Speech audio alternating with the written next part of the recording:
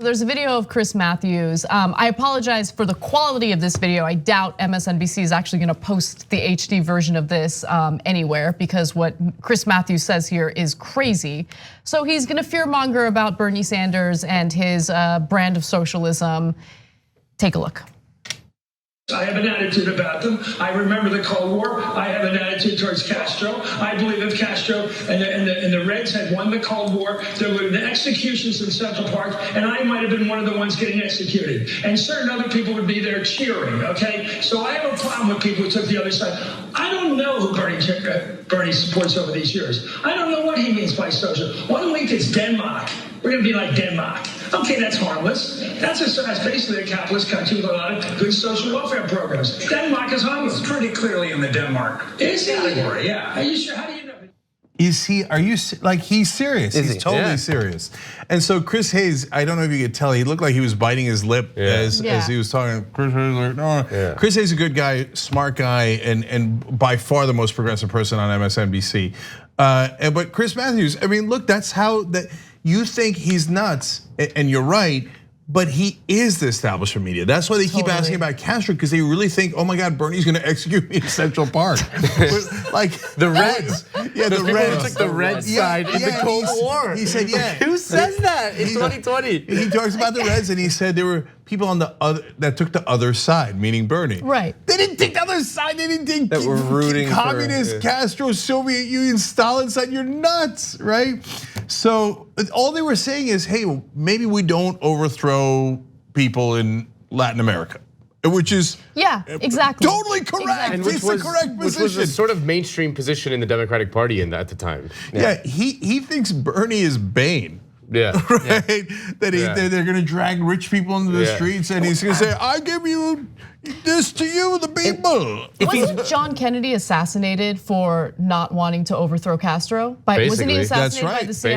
Basically. Yeah. And Basically. if he's worried about public executions, what does he think the death squads we were supporting do? It's not death metal squads. There's murder there. As long as it's on behalf of capitalism, you know. Yeah. So, but that's why they are so freaked out by Bernie Sanders. Because they think they're gonna get murdered? Yeah, and by the way, look, but no. Maoist re-education camp. That's where we're sending Chris Matthews. No, but think about it, guys. There's an important nugget in there that's buried in the madness, okay? Which is, if you thought Bernie was gonna join with the Reds, etc., you still wouldn't think that he would drag you to Central Park and execute you. Chris Matthews thinks, I'm among the incredibly wealthy that would get dragged to Central Park and executed by the Reds. And the incredible wealthy are made uncomfortable by Bernie Sanders. Now the reality is, all he's gonna do is raise your taxes a little bit, but that makes you so uncomfortable to you. You think, oh my God, here I go, Central Park, right? Yeah. And that is why all the questions. So that's the crazy version, but the sanitized version of that was what ABC did tonight. They asked for the first, I took count, it was about the first 18 minutes.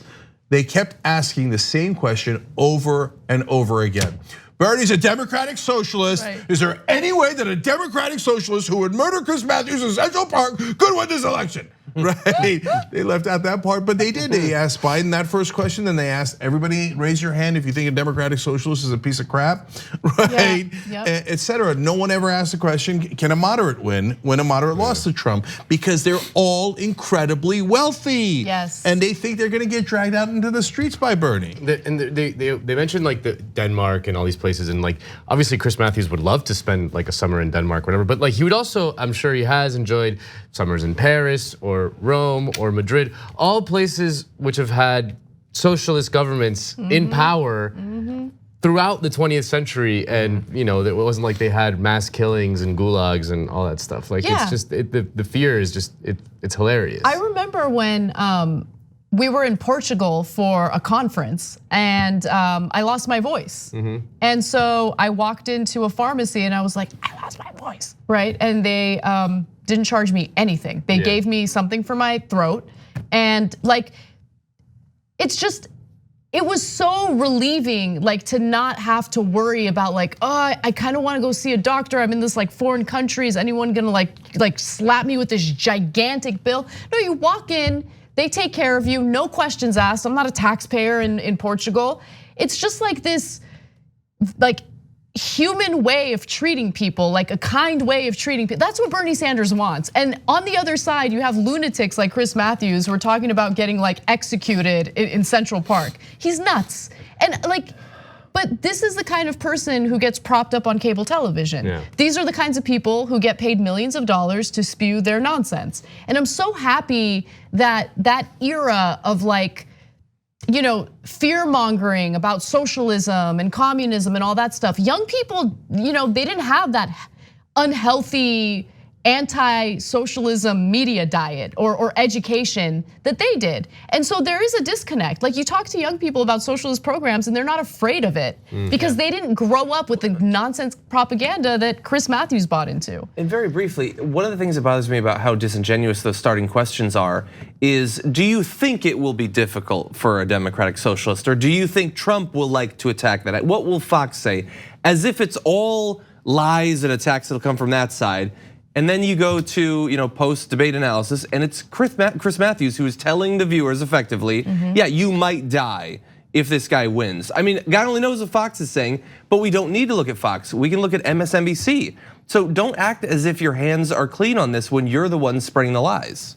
Yeah, it's not a Fox debate, it was an ABC debate. And as we've talked many times, MSNBC is, I think by far, the most anti-Bernie channel. Yeah. So if you go on cable news, you've got Fox News who can't stand Bernie Sanders, you've got CNN who can't stand Bernie Sanders, and you've got MSNBC who loathes Bernie Sanders.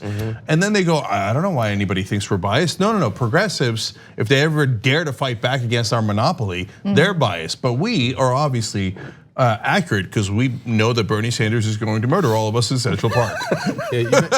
Someone mentioned the Jason Johnson thing on MSNBC, and it was just one of the most breathtaking things to see a political scientist on the left of center network with a straight face try to make the argument that Bernie Sanders is an oligarch, all right? And then he's been tweeting about it for 3 days, and Bernie Sanders has a lower average net worth than the average person over 65 with a college degree.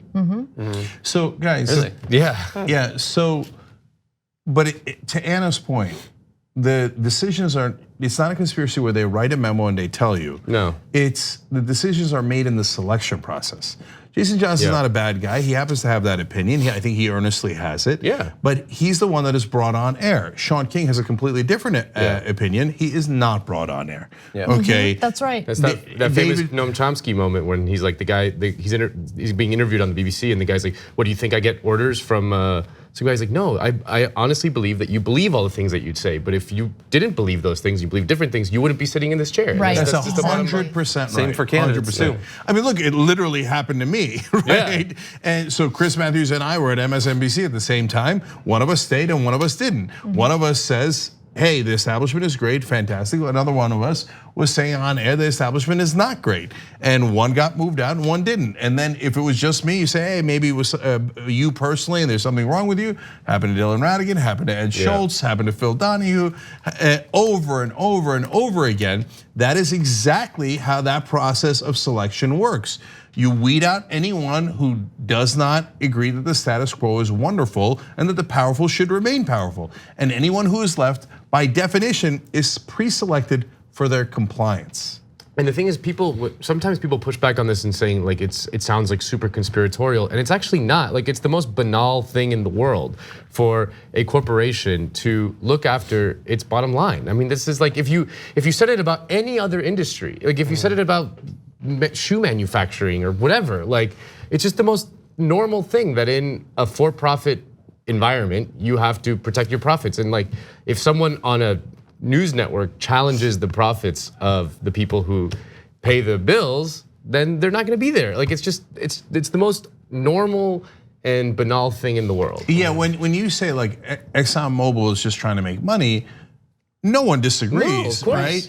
But when you say CNN's just trying to make money or New York Times is just trying to make money, they're like, oh, how dare you? We're journalists. You're besmirching their reputation.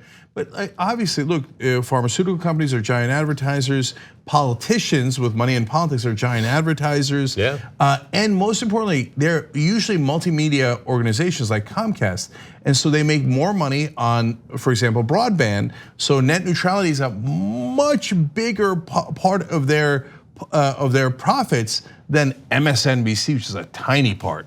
So MSNBC is important to be able to do marketing for the other parts of their business where they make more money. Yeah. So even if you get good ratings on MSNBC, which leads to incrementally more money, it's not going to overcome the billions of dollars you're making by destroying net neutrality, as an example. Let alone any number of other policies. And Exactly. that's why, like, it's very easy for us to look at, say, look, as big as these channels are, they get a couple of million people. It's a tiny, tiny, tiny fraction of the American public.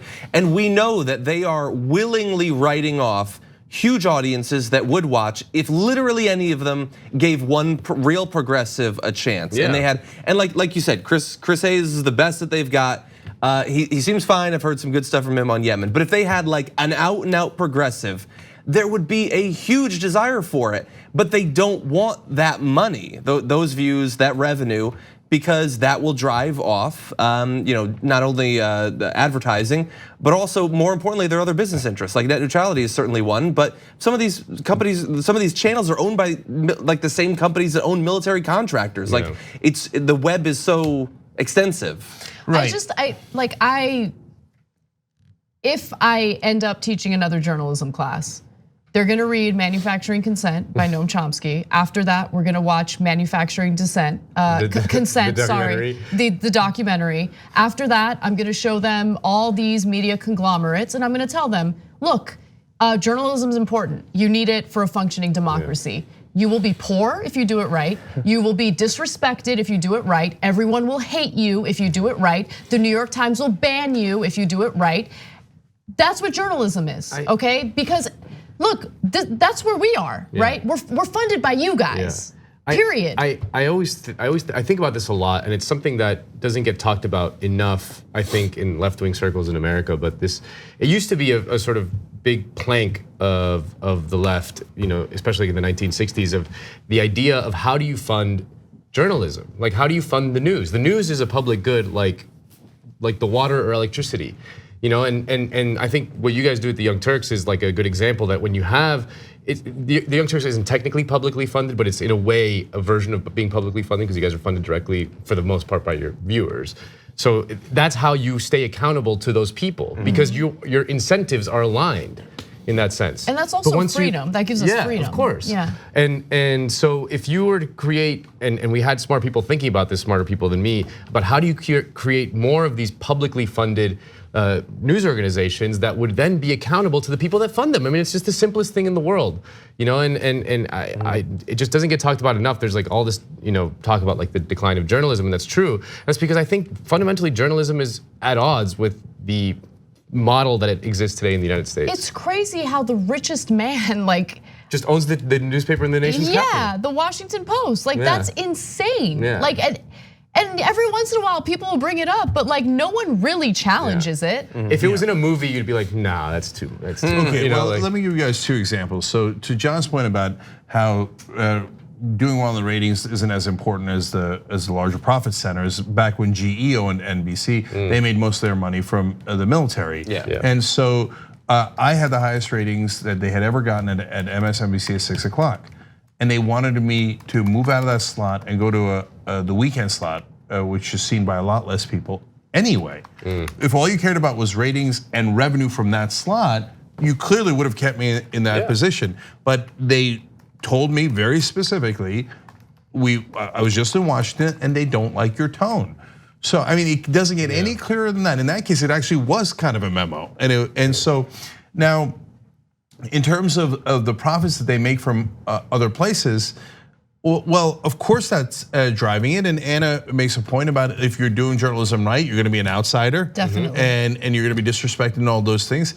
Everything else is kind of propaganda, which leads me to my second point. Rupert Murdoch owns the New York Post. He actually loses $50 million a year on the New York Post and has for decades. He doesn't care. So why would you lose? Rupert Murdoch's a good businessman. So why would you want to lose, as he's a terrible guy, but a good businessman. So why would you want to lose $50 million a year Because the marketing is worth it. So it's the New York media market where all of the influencers are. And so a lot of the wealthy like Bezos and Murdoch and others, and historically this happened for over a century in this country. And by the way, in other countries as well. The wealthy buy the media, not to make money off of it, but to make money off of their other business interests and use the media as marketing and manufacturing consent and propaganda rather than journalism. Thanks for watching the Young Turks, really appreciate it. Another way to show support is through YouTube memberships. You'll get to interact with us more. There's live chat emojis, badges. You've got emojis of me, Anna, John, JR. So those are super fun. But you also get playback of our exclusive member-only shows and specials right after they air. So all of that, all you gotta do is click that join button right underneath the video. Thank you.